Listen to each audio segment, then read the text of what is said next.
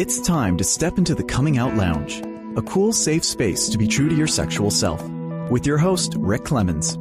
Rick has helped hundreds of people come out of the closet, and now each week he's bringing you cool insights for loving and accepting yourself, boosting your self-confidence, and living a guilt-free, purpose-filled life on the other side of the closet doors. Cuddle up with yourself and get ready for heartwarming coming out stories, ideas for living authentically, and tips for being fully self-expressed. Now here's your host, Coming Out Coach Rick. Hello, Closet Busters. It's time once again to stop the closet dwelling and to step out, step up, and step into living your powerful truth. Now it's time to brand yourself. It's time for you to really step up and say, this is me. And I know that kind of sounds weird to say we're going to brand ourselves, but I want to entertain you. In fact, Let Us Entertain You is a beautiful restaurant brand. And it's a brand in the industry that, man, if you know Let Us Entertain You at all, you'll know some of their best restaurants all over the country. And why am I bringing that up? Because as you step out of the closet doors, you will want to become a dominant brand of you. You just as you are. Your coming out is just an extension of who you've always been. But when you show up and do and be that person, there's an essence of you that you step into being exactly who you meant to be on the planet. And it's pretty simple because you see, when you figure out how to be your best self, then you can be okay with everything just as it is in your life. You don't have to get caught up in the story, and that's exactly why I'm bringing a really brilliant, funny, just super guy that's in the restaurant industry who does a lot of branding. He's kind of like a branding guru for the restaurant industry, and I've watched him do some work. He's a fellow speaker, and in the next 30 minutes, I hope what we'll be able to guide you down the path of is how to truly show up, be yourself, and be authentic, just as many brands do, just as Coca-Cola, Nike, and all these different brands. And so that's why I brought my guest today, Mike Ganino, in to talk about how can we truly authentically show up and be ourselves in every step of the word as we come out of the closet doors and beyond. Welcome to the show, Mike. Hi, thanks for having me, and thanks for the intro. Hey, you bet, man. I'm so excited because we both discovered over the last few weeks in preparing to have you on the show that we both come out of the same industry. So I've since said bye-bye, done with that, but you're still in it. And I love this because you've got such super great energy around branding. So let's just kind of dive right in and start talking about this stuff. So first of all, tell me your perspective of what it really means to just be totally authentic and show up as a brand. Yeah, it's so fun. So, a lot of my work is obviously in the restaurant industry, whether I'm speaking or consulting, but my heart for what I do with brands and creating culture really comes from all of my training doing improv. So Second City and Improv Olympic and Annoyance and a bunch of these improv theaters. And what I love about that is that those places are always about be authentic. Show up on stage or wherever you're showing up and be yourself. Because at the end of the day, that's what's going to get other people to connect to you. That's what's going to get other people to be drawn towards you. For me, and I think a lot of my clients, it's a lot more fun when you show up every day and you can just be your authentic self. So at the heart of doing all that is just really a few lessons. And one is kind of letting go of whatever you thought was supposed to be happening, whether that's in your life, whether that's in your business, or whether that's in the conversation you're having with someone, is let go of what you walked in here thinking would happen and be open to what's happening between us. And that works, again, if you're having a one-on-one conversation with a loved one, or if you're in a customer service thing. It's about letting go and being here right now so that we can have an engaging, interesting conversation. So I purposely had some silence there because I wanted to emphasize this. If you're not in it, you're disconnected. And what happened there was suddenly there was this big silence. And I know everybody's like, did something happen? Mike, you were probably taken a little bit off guard. They're like, okay, did Rick just go to sleep? But it's about really being present with what is happening. And I love what you brought up, Mike, about letting go of what you thought's going to happen, especially when we take the big steps, as you and I both have done in our lives, to go, okay, here I go. I'm gay. You got to let go of whatever the outcome is. You got to just kind of be in that moment. And that's what I'm hearing you say really happens even in this beautiful big world of branding that you do. Yeah, and it's so true because so often I always talk about the idea of a peach, right? Mm-hmm. And so you go to the market and there's this delicious peach. It looks great. It feels perfect. And you're just thinking of, and I love peaches, so it's like a perfect thing. And you just think of like, oh, this peach is going to be amazing. And that's really what branding is. So often in a company, it's the message we put out there. It's our website. It's our logo. It's the words we choose to put on our messaging. For our own selves, it's the clothes we wear, the way we style our hair, the way we walk into a room.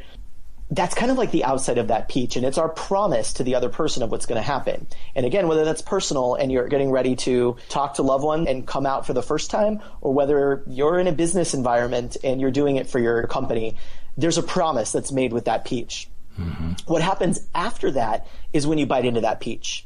And I'm sure that a lot of the listeners like me have bitten into the peach before, and it didn't taste so good. It didn't follow through with the promise.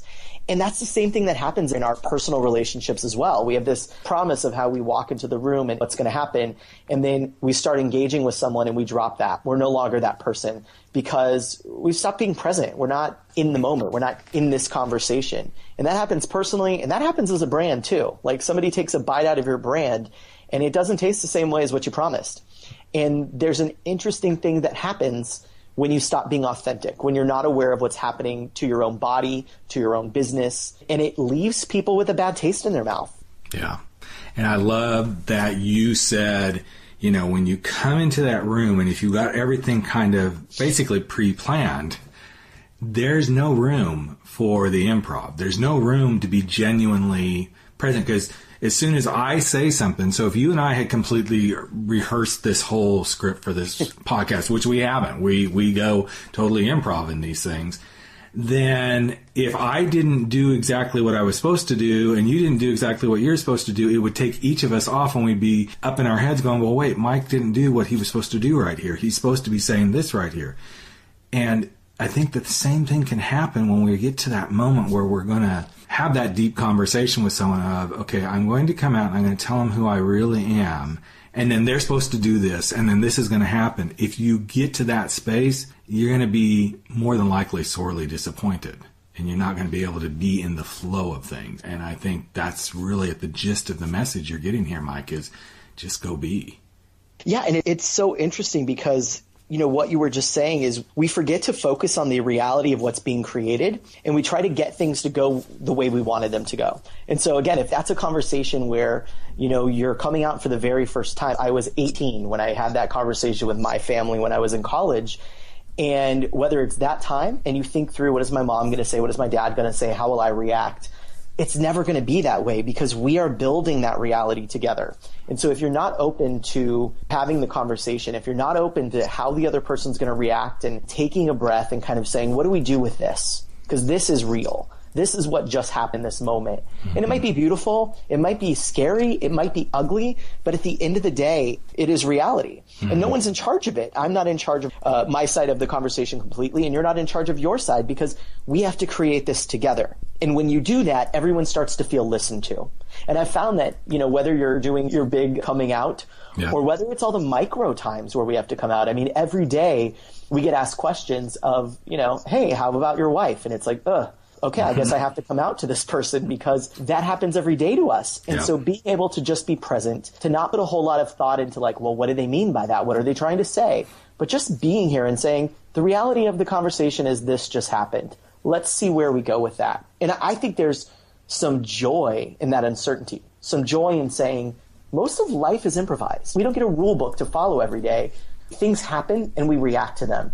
And when you start to plan everything, you lose your ability to react to it. And that becomes, I think, really confining. And that's a scary world to live in because you no longer know what to do next because the other person didn't do what you wanted them to do. You know, I started laughing as you were talking about the improv piece because I remember I was working with a guy about a year ago and he's like, well, you know, I'm just most concerned, you know, how I'm going to handle the questions about, you know, well, what did you and your wife do? Or, you know, what about your wife this or what about your wife that? And I remember I started laughing hysterically.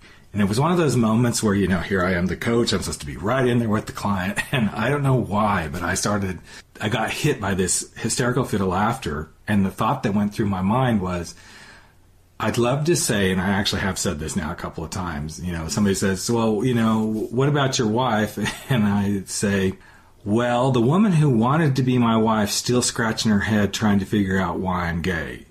And it's such a thing that it like puts people like, okay, it's almost like too much information, but now they're like, okay, now I have to really think about what he just said because I'm so conditioned to go, so what about your wife? And here, da, da, da, da, da. And now, boom, here's this new big delivery. That is so not what I was expecting. So now I have purposefully put into my practice when we are doing this stuff with a client where they're going, well, what's going to happen when somebody asks me about my wife? I'm like, what's the funniest thing you'd love to say about the wife you don't really have? Or what's the thing that you'd like to be most shockingly able to say? And the whole point of that is, back to your improv, Mike, of getting them comfortable of being in the moment, because you got to just be in that reality moment. You can't be anywhere else.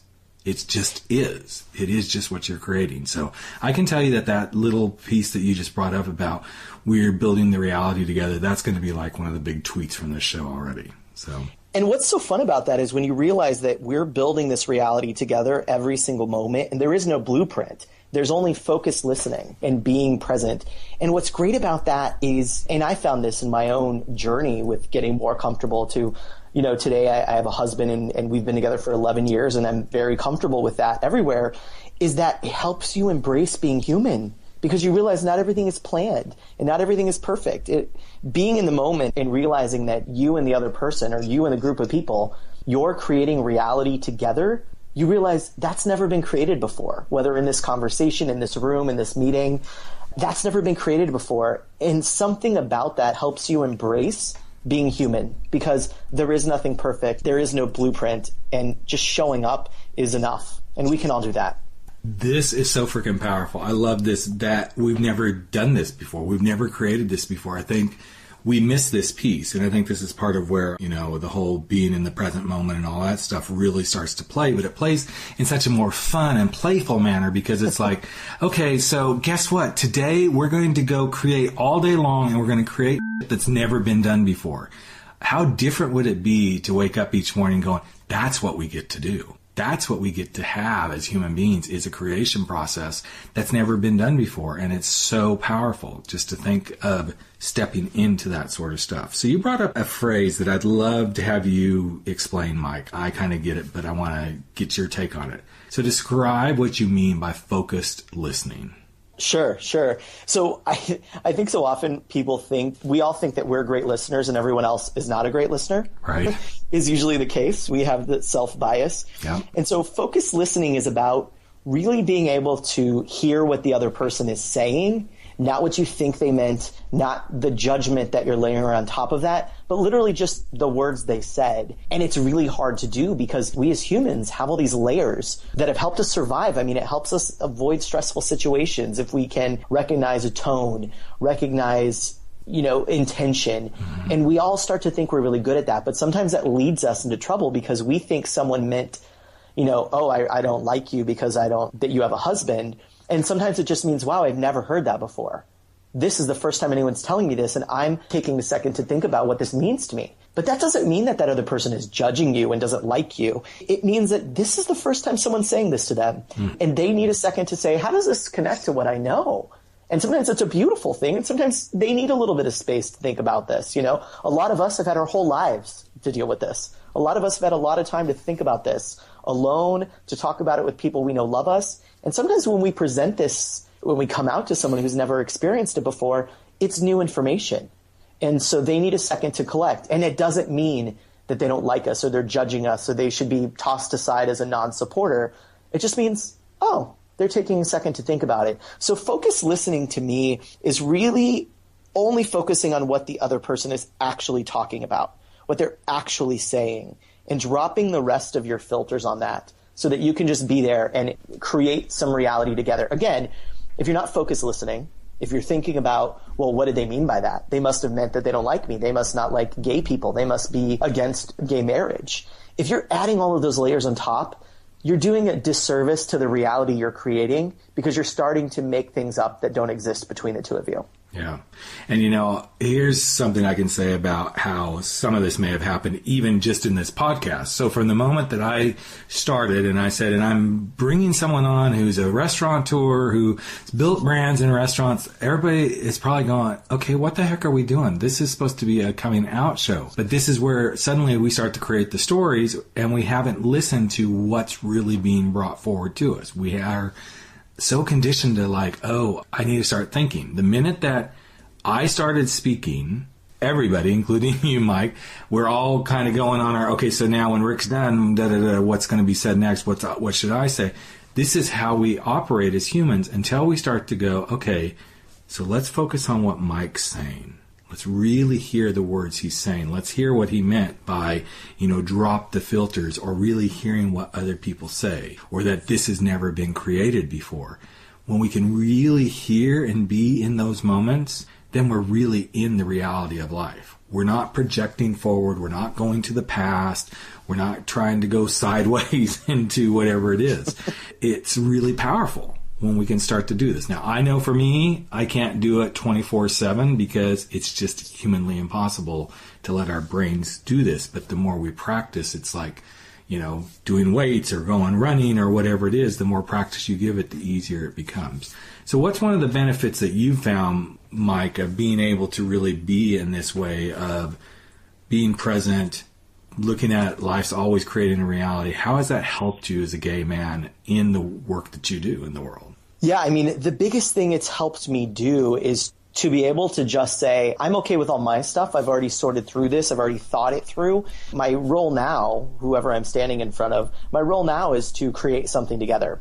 So by specifically just focus listening, which is such a impactful thing, but also really, really tough to do, as you said, just by doing that, you start to learn so much because you shut off your own brain and you say, stop filtering everything, stop judging everything, stop adding layers, and just be here. You start to really notice things you never noticed before. You start to say, that's interesting. I never paid attention to the way that somebody uses those words and what that might mean later. And I never connected the way this person delivers information to the way this person might be thinking about something that it was revealed to me because I was open to the conversation.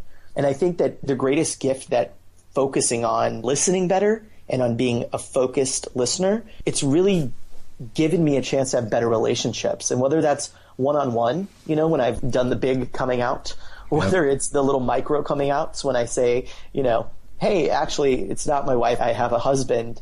And being able to say, I don't judge that, and I'm not judging you for asking me. I'm just here in this moment. I have much better relationships with pretty much everybody I meet when I can do that. And what I've noticed is when I drop it, and just like you said, it's hard to do all the time. We can't be, like I said earlier, we have to embrace being human. Yep. And sometimes embracing being human means you don't listen very well because we are filtered. Filtering has kept us safe for so long. So even for me, sometimes I notice I drop out of it, and I realize that the relationships and the conversations when I drop out of focus listening are a lot less impactful, meaningful. It takes longer to kind of get to something juicy with those people. And whether that's I'm working with a client and I'm just helping them kind of work through some of their branding, marketing, restaurant ideas, or whether it's one-on-one with a family or friend or a new person I'm meeting, the focus listening, when I do it, when I can really nail it, helps build a stronger relationship earlier. And I think the reason why is because you and I in that focus listening just created something together that didn't exist before. And so that feels important, right? Versus if I came in with my agenda, you with your agenda, and then no one budged, no one compromised. I didn't really hear anything you said. There were expectations and judgments on top.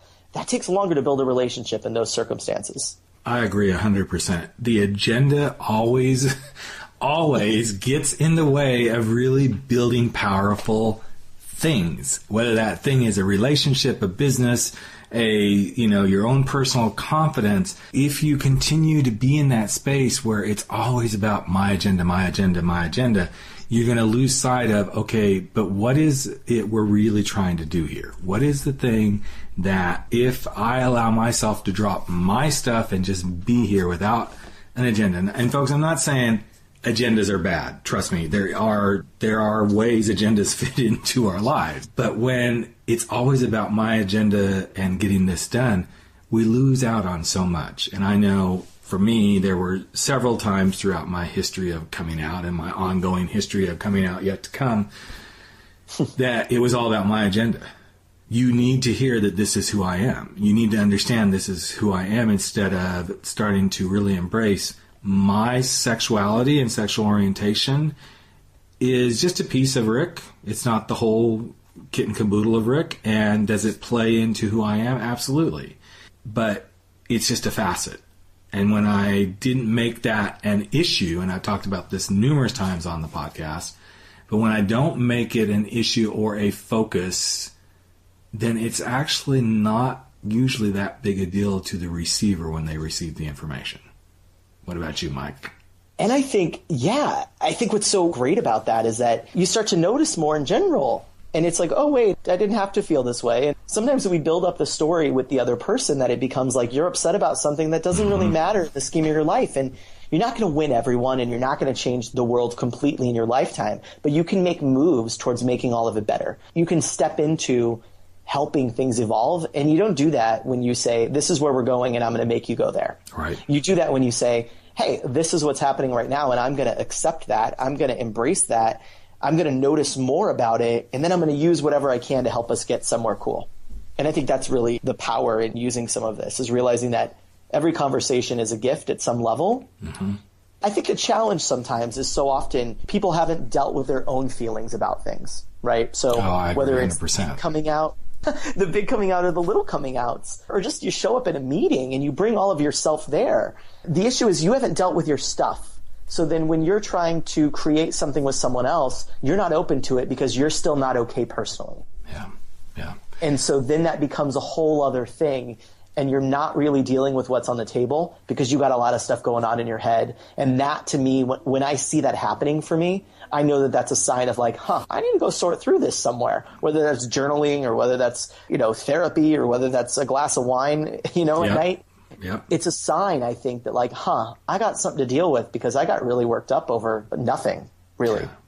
And I think it's very easily during the quote coming out process, which again, it's never ending, but in the heat of it, let's just say in those first few big moments where, okay, I'm telling my friends and my family, and then you kind of settle into it after a while. And yes, the daily stuff shows up, but in those most heated moments, it's going to be really easy to get off track because we haven't fully come to terms with it within ourselves. No matter how much we think we have, we really haven't.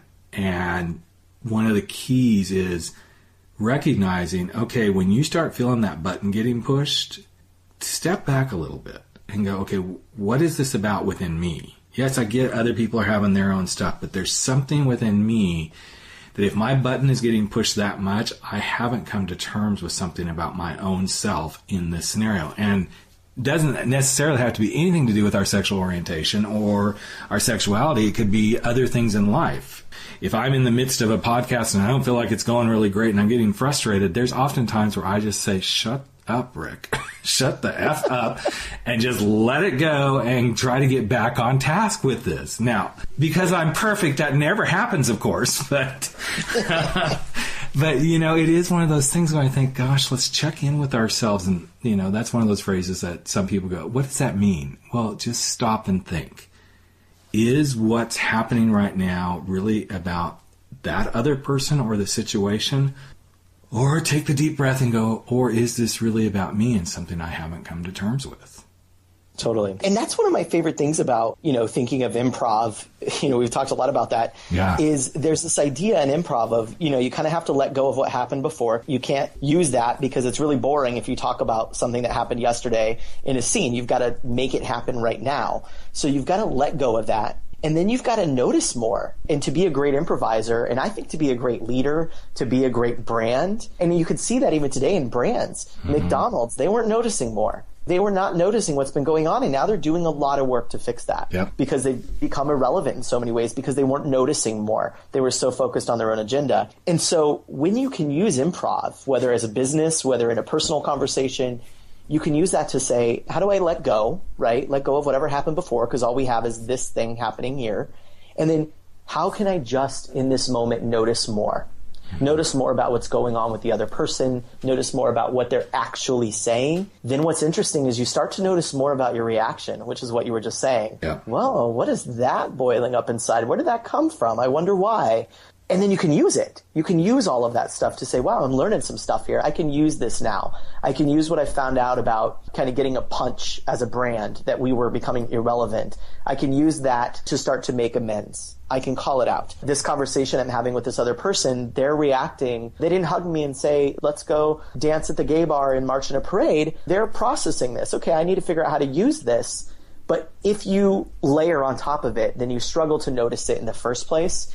And you struggle to be able to use that to make the conversation move forward. Mm-hmm. You know, it's interesting to me. I'm going to tell a little hidden secret that nobody has ever heard about the Coming Out Lounge. You heard it here first, folks. You heard it here first with Mike, and I leave it to the branding guy to bring this out of me. So as we're doing the podcast, I'm literally sitting here writing notes constantly so that I can, when we're done, I can go build the show page or add to the show page, and I can create the tweets and everything. But what's so interesting is every show, there's some interesting quote that guests say stuff, but then there's something that a guest says that causes me to come up with a quote or some bit of wisdom that becomes a Rickism. I have tons of these Rickisms. And one that just came up was, reaction is just inaction that I need to pay attention to. And I say that again, reaction is just inaction to something that I need to pay attention to. That means you haven't been taking action on something. So your reaction is actually pointing towards you haven't taken action over here on this, so it's going to cause you to wake up and see that. And I think that's a really powerful space to look at when we're walking through these improv situations, because they are. Every time you come out to someone, guess what, folks? You're going to be in total improv. I don't care how much you've practiced, and I don't care how many times I've told clients, yes, prepare, think about things you're going to say, just be ready, don't try to assume what's going to happen. You're going to be in total improv no matter what. But realize that in those moments, you're going to come up against some stuff that's going to show you the mirror of yourself. And you're going to have to take those deep breaths, and you're going to walk through it, and you're going to be okay. Number one, you're going to be okay. No matter how this happens, you're going to be okay. Allowing yourself to realize that reaction is coming from something you haven't resolved within yourself. Plain and simple. Yeah. Totally. And what's so funny is, we started this conversation today talking about branding. That's true as an organization. If you're out there and you're listening and you're running an organization, you're the leader of a team, whether big or small, the stuff going on in there is the same way. It is a reaction to some inaction. So if your team is not dealing with collaborativeness well, it isn't a harsh memo they need to tell them to be more creative. There's something going on. And I think all business issues are people issues. Oh, absolutely. So that same thing exists, whether you're dealing with, your own coming out and how you're dealing with that, whether you're dealing with the business. Even if you look at addiction, right, which is something that plagues so many people in our community, that's coming up because we haven't dealt with something else most often. Yep.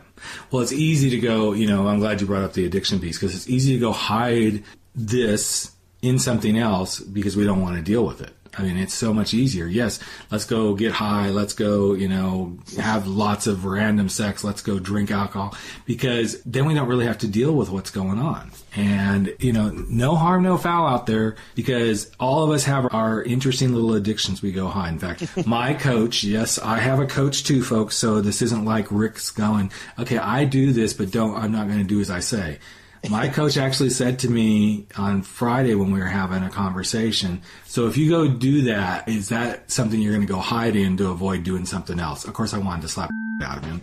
But it was so true, because it was like, okay, well, I know I should go do this, but, I think I'll go do this because that probably needs a little bit of attention, which the thing that I was saying needed attention really doesn't need attention. It's the other stuff that I'm avoiding. Okay, let's go fix this, and then I'll still have the other thing out there waiting for me. I'll still keep talking about it, that it needs to get done. And I think to the point of coming out, don't be afraid to just go dive in. Yes, it's going to be scary. We don't know what's certain. We don't know what's going to happen. But the beauty is just go be in it. Just allow yourself to step in and just really be how and who you want to be in that moment. Because there is only that moment. Once it's been created, we're done. the next moment's coming. So just keep creating. Yeah. And isn't that great? I mean, it's like, hey, this happened and we can have the next one. It could be different, you know? Isn't that that's such a great thing about the human experience? Well, it is. It's such a powerful thing that I think sometimes we forget to embrace that piece. Yeah. At every moment we get to create something new. And the next moment, I mean, even in the few seconds here that we've been talking about this moment thing and creating, everything is new. Everything you and I are saying right now is brand new. Right. It's never been created in this moment between the two of us before. So I guess our work here is done, isn't it, Mike? We just taught everybody we're all magical wizards. Go out there and just create moments and be in them, and life will be easy, right? And what's funny is in the scheme of this actually happening, we had the easiest part. The hard part is like going and just saying, hey, I'm going to focus on what's happening right now. I'm going to listen to what's going on, and then I'm going to just be reflective on that, you know? So that's the hard work. So good luck. Yeah, exactly. And you can just write us checks, and we'll be glad to take those and cash them for this little bit of time we've been here with you. So. Yes. Okay. Well, it's amazing how quickly 30 minutes goes by. But, Mike, one of the things I always like to do as we wrap up the episode is to have each guest just kind of leave a bit of wisdom that they would like to leave with someone who's struggling. Maybe they're already through the door or barely through the door, or they're so far away from the closet door they're like, I'm never going through that. What would be some wisdom you'd just love to share, you know, with someone who's struggling right now? I think a few things is there's that quote, embrace the suck, you know, the like this part sucks. I think there's embrace the suck so you don't get stuck. Just to say this hurts, this sucks. Don't deny that. Don't be against it. Just say, you know what, this sucks right here, but I'm going to take it, chew on it, figure out what to do with it in the moment so that I can keep going and not get stuck here. And then after that, it's about letting go of what happened before, noticing what's going on now, and then using that to get where you want to go. Awesome. Awesome words of wisdom, man. So if anybody wants to connect with you, because I think Mike could be somebody that, you know, maybe some of you are out there doing the work, you know, in the restaurant business, in the industry. He's a great motivational speaker if you wanted to hire him. Or if you even just wanted to start exploring, hey, you know, how did you do this? I'm sure Mike would give you some time and talk to you. How would someone get a hold of you, Mike? Yeah, I'm super easy to find. So I'm at Mike Ganino everywhere. Ganino's Ganino. So at Mike Ganino. My website's MikeGanino.com. My Twitter handle's at Mike Ganino. My Instagram. And I love all of those things. So I'm happy to chat wherever you find me. And I'm not surprised that a branding guy would have everything just perfectly lined up that way, as it should be, right? And what's really easy is if all of that's too hard to remember, you're driving in your car, the easiest way to find me is to just type in mike.tips, as in tips for things you want to do, and that'll get you connected with me, and then we can keep the conversation going there. So mike.tips is super easy to remember. That's very cool. Very cool. All right, Mike. Well, thanks so much for being here. And if you have enjoyed some of the wisdom that Mike's imparted on us and learning about branding and being yourself, go on over to iTunes, Stitcher, SoundCloud, wherever you're consuming these little bits of wisdom that we bring to you each week on the Coming Out Lounge. We'd love to have you give us a rating and review, but only if it feels really heartfelt and centered that that's something you'd like to do. Also, if you'd like to connect with me, you can do so at The Coming Out Coach on Facebook. You can grab my handle at Rick Clemens. See, I'm very much branded the same way. You can do at Rick Clemens at Twitter and use the hashtag for the show, The Coming Out Lounge. And just in case you haven't heard, there's a guy by the name of Rick Clemens who's got a little book coming out called Frankly, My Dear, I'm Gay. Would love it if you'd go take a look at it, give it some love, buy one for yourself, maybe share it. Even if you're already on the other side of the closet, you know you're going to run into other people who are just beginning this journey. Would truly appreciate you giving my book a fair shake. And with that, we're going to wrap it up for another week of the Coming Out Lounge. And don't forget to always go out there and step out, step up, and step in to living your powerful truth. I'm Rick Clemens, the host of the Coming Out Lounge, and we will catch you in just a week. Thanks for being here, folks.